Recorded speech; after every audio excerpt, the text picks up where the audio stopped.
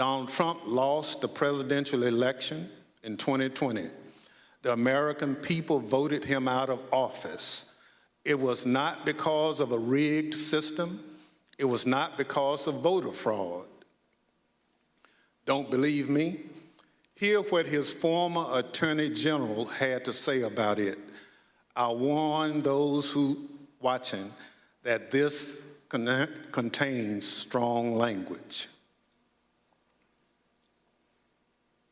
No, just what I've been through. I had 3 discussions with the president that I can recall.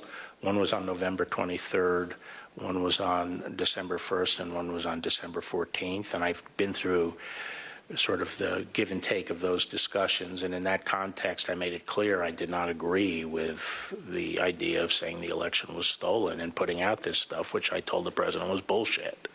And, I didn't want to be a part of it, and that's one of the reasons that went into me deciding to leave when I did. I observed, I think it was on December 1st, that, how can you can't live in a world where the incumbent administration stays in power based on its view, unsupported by specific evidence, that there was fraud in the election. Bill Barr, on Election Day 2020, he was the Attorney General of the United States, the top law enforcement official in the country, telling the president exactly what he thought about claims of a stolen election. Donald Trump had his days in court to challenge the results. He was within his rights to seek those judgments. In the United States, law-abiding citizens have those tools for pursuing justice. He lost in the courts, just as he did at the ballot box. And in this country, that's the end of the line.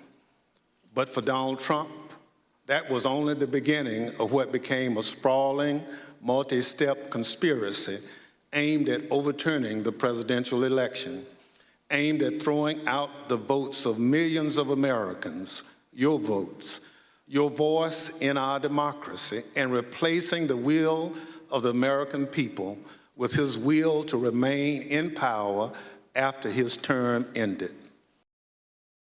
Donald Trump was at the center of this conspiracy, and ultimately, Donald Trump, the President of the United States, spurred a mob of domestic enemies of the Constitution to march down the Capitol and subvert American democracy. January 6th was the culmination of an attempted coup, a brazen attempt, as one rioter put it shortly after January 6th, to overthrow the government. The violence was no accident. It represented Trump's last stand, most desperate chance to halt the transfer of power. Donald Trump and his followers have adopted the words of the songwriter, "Do you believe me or your lying eyes?" We can't sweep what happened under the rug. The American people deserve answers. So I come before you this evening, not as a Democrat, but as an American who swore an oath to defend the Constitution. The Constitution doesn't protect just Democrats or just Republicans. It protects all of us, we the people. And this scheme was an attempt to undermine the will of the people. So tonight, and over the next few weeks, we're going to remind you of the reality of what happened that day. But our work must do much more than just look backwards. Because of our democracy remains in danger, the conspiracy to thwart the will of the people is not over.